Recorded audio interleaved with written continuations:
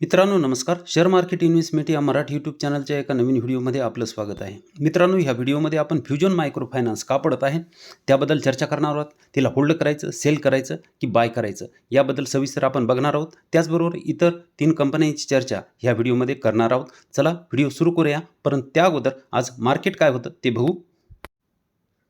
Sensex हा 581 अंकांना minus झालेला बघू शकतो आणि निफ्टी 50 हा 180 अंकांनी मायनस झालेला आहे. निफ्टी बँक 37 अंकानं प्लस असलेली बघू शकता. निफ्टी मिड कॅप 100 हा 192 अंकानं मायनस झालेला आहे. म्हणजेच आज मार्केट हे जवळपास मायनस होतं. तर आता बघू फ्युजन मायक्रो फायनान्स.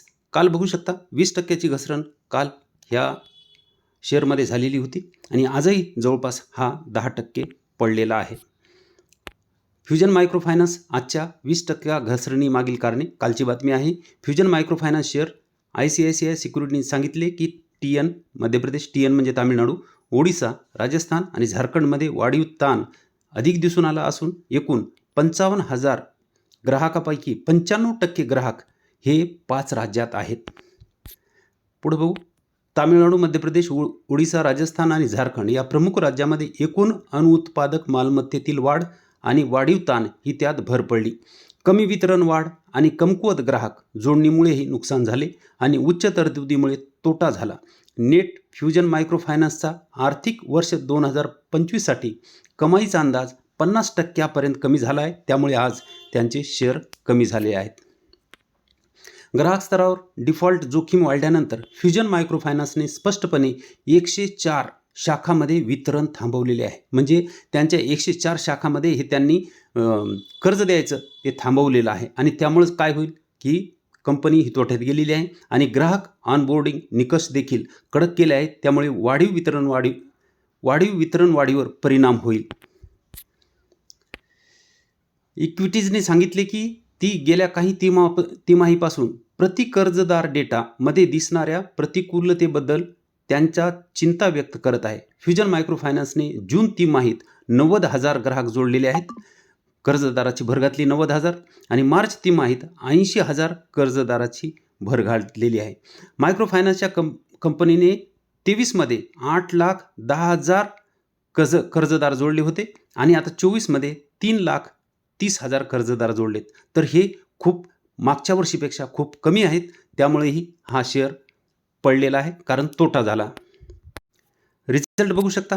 रिझल्ट जर पाहिलं तर सेल्समध्ये इथं जर पाहिलं तर 30% वाढ आहे.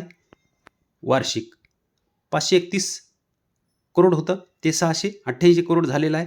पण मागच्या तिमाहीमध्ये 646 करोड होतं तर थोडंसं वाढून 688 करोड झालेलं आहे. पण नेट प्रॉफिटमध्ये बघू शकता मागच्या वर्षी 120 करोड होतं ते आता -35 करोड म्हणजे लॉस बुक केलेला आहे कंपनीनं. तेच मागच्या तिमाहीत 133 करोड होतं तर आता कंपनी ही तोट्यामध्ये आलेली आपण इथं बघू शकतो आणि तोटा आहे 130%चा. म्हणून 2 दिवसापासून ही कंपनी पडत आहे. चार्ट जर बघितला तर ब्रेकडाऊन स्पष्ट आज झालेला आहे. इथं थांबायला पाहिजे होतं कंपनीनं, तिथं थांबली नाही, तिथून थोडी खाली आली आहे. 323च्या आसपास कंपनी इथं थांबायला पाहिजे होती पण आता 313वर कंपनी ट्रेड करत आहे. तर अजून किती खाली येईल सांगता येणार नाही. त्यामुळं कंपनीवर आता सध्या ज्यांच्याकडे असेल त्यांनी होल्ड करायला हरकत नाही. अधिक ह्याच्यामध्ये गुंतवण्यापेक्षा ती कंपनी ज्यावेळेस रिव्हर्सल देईल, वर निघायची वेळ येईल त्यावेळेस आपण ह्या कंपनीची चर्चा करू की कधी खरेदी करायची. कारण किती कंपनी खाली येईल हे अजून सांगता येणार नाही. तर वेट आणि वॉच हे करायला हरकत नाही. नवीन जर खरेदीदार कोणी करणार असेल तर सध्या थांबलेलं बरं. सध्या खरेदी करायला नाही पाहिजे या कंपनीमध्ये. जसं चार्टमध्ये रिव्हर्सलचं इंडिकेशन मिळेल त्यावेळेस आपण पुन्हा यामध्ये व्हिडिओ बनवून सांगू की आता खरेदी करायला हरकत नाही. तोपर्यंत आपण थांबायला हरकत नाही. तर पुढची कंपनी आहे VBL. 1492वर ही कंपनी ट्रेड करत असलेली बघू शकतो. आज 1.83% ही मायनस झालेली आहे. ही कंपनी संधी देत नाही गुंतवणुकीची आणि आता थोडीशी संधी उपलब्ध झाली आहे म्हणून हा व्हिडिओ बनवलेला आहे. 1,93,800 करोडचं मार्केट कॅप, 80चा PE, ROC 28.8, ROE 35.2, face value 5ची आहे. प्रॉफिट ग्रोथ 29ची आणि 62.7ची प्रमोटर होल्डिंग आपल्याला पाहायला मिळते.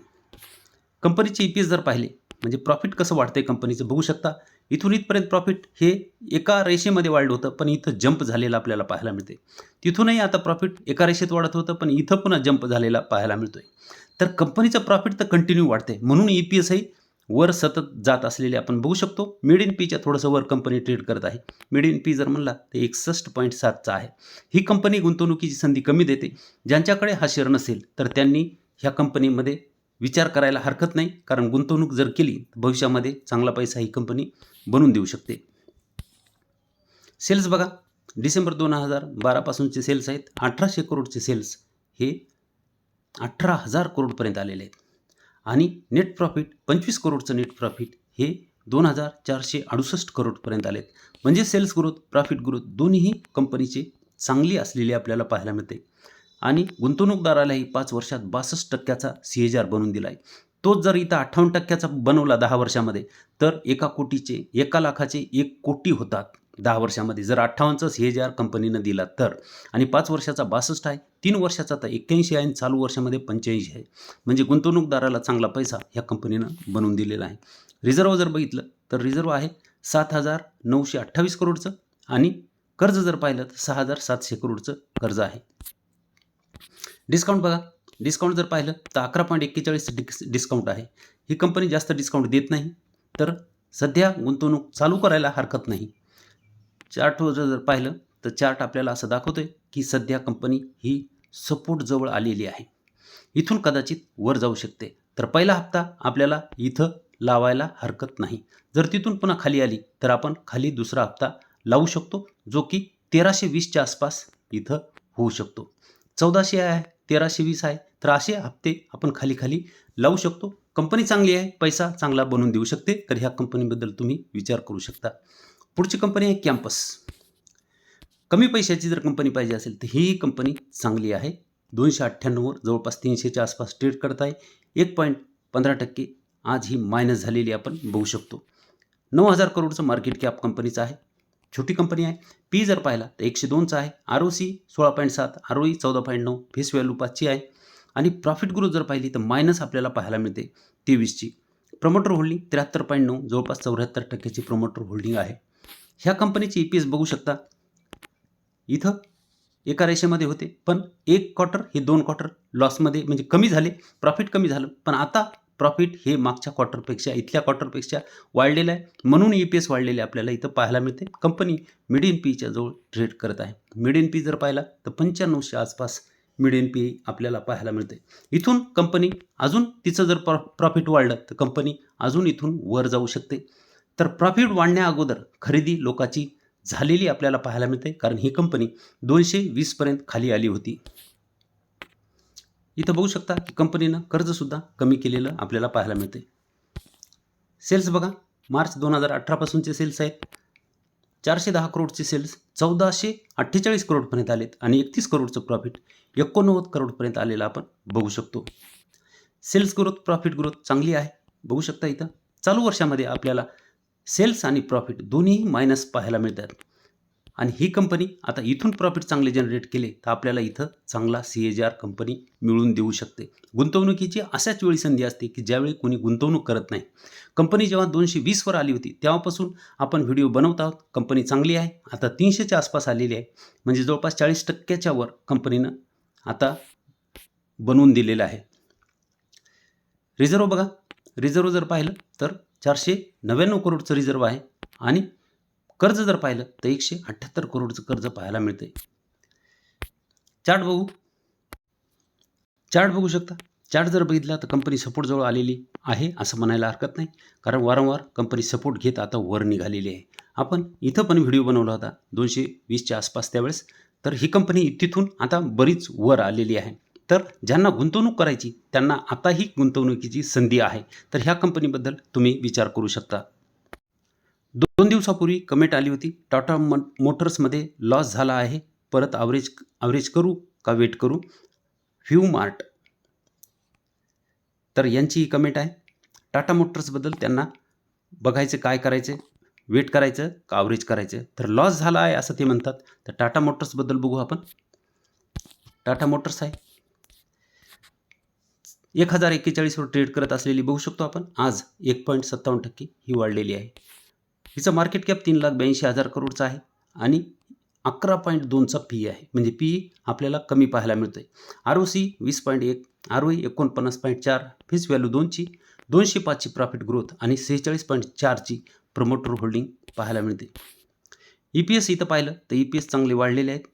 5-6 क्वार्टरचे म्हणजे मागच्या 1.5 वर्षापासून कंपनी चांगलं प्रॉफिट जनरेट करत आहे, जी की पहिले इथं लॉसमध्ये होती. 18.7चा मीडियन पी आहे आणि त्याच्या खाली कंपनी ट्रेड करत आहे जवळपास 11च्या आसपास. म्हणजे कंपनी आपल्याला अंडर व्हॅल्यू मिळत आहे आणि त्याचबरोबर कंपनीनं कर्जही इथं कमी केलेलं आहे. टाटाची कंपनी असून कर्ज कमी केलेलं आपल्याला पाहायला मिळते. इथं बघू शकता सेल्स मार्च 2015 पासूनचे आहेत. 2,63,000 करोडचे सेल्स होते, ते 4,43,000 करोडपर्यंत आलेत आणि नेट प्रॉफिट जे होतं 14,000 करोडचं ते आता 34,000 करोडपर्यंत कंपनी घेऊन आली. इथं जर पाहिलं तर सेल्स ग्रोथ आपल्याला सुरुवातीला सिंगल डिजिट पाहायला मिळते. 10 वर्षाची 7 आणि 5 वर्षाची 8, पण 3 वर्षाची 21 आणि चालू वर्षामध्ये 18ची पाहायला मिळते. आणि प्रॉफिट ग्रोथही सुरुवातीला आपल्याला 10 वर्षाची सिंगल डिजिट आहे 8%, पण 5 वर्षाचे 93, 3 वर्षाची 128 आणि चालू वर्षामध्ये 205. म्हणजे मागच्या 5 वर्षापासून कंपनीनं चांगलं प्रॉफिट जनरेट केलेलं आहे. इथं जर पाहिलं तर आपल्याला 10 वर्षाचा CAGR फक्त 9%चा आहे, पण 5 वर्षाचा 53, 3 वर्षाचा 51 आणि चालू वर्षामध्ये 65. म्हणजे मागच्या 5 वर्षापासून इथं पण कंपनीनं चांगला पैसा बनवून दिलेला आहे. रिझर्व्ह जर पाहिलं तर 84,000 करोडचं रिझर्व्ह आपण बघू शकतो आणि 1,07,000 करोडचं कर्ज आहे, जे की मागं 1,34,000 करोडचं होतं, ते थोडं कंपनीनं कमी केलेलं आहे. चार्ट जर पाहिला तर कंपनी सपोर्टजवळ ट्रेड करत आहे. आता त्यांचं असं म्हणणं होतं आणि डिस्काउंट जर पाहिलं तर फक्त 11.56%चं डिस्काउंट आहे. त्यांचं म्हणणं आहे 2 दिवसापूर्वीची त्यांची कमेंट आहे, म्हणजे शेअर इथं कुठंतरी 1000च्या आसपास ट्रेड करत असावा. आता तो 1042 वर ट्रेड करत आहे. तर 1000च्या आसपास असल्यानंतर त्यांनी सांगितलं होतं की लॉस झाला, म्हणजे त्यांची खरेदी इथं वर कुठंतरी असेल. तर एक गोष्ट लक्षात ठेवा, कंपनी कितीही चांगली असेल तर डिस्काउंट असल्याशिवाय खरेदी करायची नाही. निदान 15%, 20% डिस्काउंट असेल तरच त्या कंपनीला खरेदी करायचं, म्हणजे आपलं मार्जिन ऑफ सेफ्टी आपल्याला मिळते, म्हणजे आपला लॉस हा कमी होतो. इथून जर कंपनी पुन्हा खाली पडली, लक्षात घ्या, इथून कंपनी जर खाली आली तर तुम्ही ह्या कंपनीत टिकू शकणार नाहीत, कारण तुमची खरेदी इथं वर आहे. लॉस होत आहे म्हणून तुम्ही ती सेल करणार, कंपनी चांगली असली तरीही, आणि पुन्हा त्याच्यात तुम्ही एंट्री करायला घाबरणार. म्हणून कंपनीत जेव्हा डिस्काउंट राहील त्याच वेळेस आपण सपोर्टवर आली, डिस्काउंट आहे, वरून 15-20%चं डिस्काउंट मिळत आहे, तर त्यावेळेस आपली पहिली एंट्री झाली पाहिजे. तिथून खाली आली 20-25%ची झाली, खाली आल्यानंतर डिस्काउंट झालं तर आपला दुसरा हप्ता तिथं लागला गेला पाहिजे. 30% खाली आली तर आपला तिसरा हप्ता लागला गेला पाहिजे. अशा प्रकारे आपला पोर्टफोलिओ जर बनवला तर आपला लॉस हा कमी होतो. तर कंपनी चांगली आहे, तुम्ही घेतला असेल तर ह्याच्यामध्ये तुम्ही होल्ड करू शकता. कंपनी पैसा बनवून देणार आहे, कारण कंपनीचे प्रॉफिट हे वाढत आहेत आणि शेअरचं प्राईज हे त्या प्रॉफिटचं गुलाम असतं. त्यामुळं प्रॉफिट जर वाढत असेल तर शेअरचं प्राईजही वाढायलाच पाहिजे. आज ना उद्या शेअर वर जाणारच आहे. त्यामुळं प्रॉफिट असलेल्या कंपनी जर गुंतवणूक केली आणि जरी तो शेअर खाली मिळत असला किंवा खाली आपल्या घेतलेल्या खरेदीपासून तो खाली गेला तरी घाबरण्याचं कारण नाही. आपण सपोर्टवर जर खरेदी केली असेल तर आपण कोणतीही चूक केलेली नाही. त्यामुळं सपोर्टवर खरेदी करा आणि आपला पोर्टफोलिओ हा चांगला ग्रो होण्यासाठी अशा प्रॉफिटेबल कंपनीमध्ये जर आपण टिकून राहिलं तर निश्चित आपला पैसा बनू शकतो. मित्रांनो, व्हिडिओ फक्त अभ्यास म्हणून बनवलेला आहे. ह्या कंपन्यावर तुम्ही अभ्यास करून खरेदी विक्रीचा निर्णय घ्यावा अशी अपेक्षा आहे. व्हिडिओ जर चांगला वाटला तर व्हिडिओला लाईक करा, शेअर करा व चॅनलवर नवीन असाल तर सबस्क्राईब करायला विसरू नका. धन्यवाद.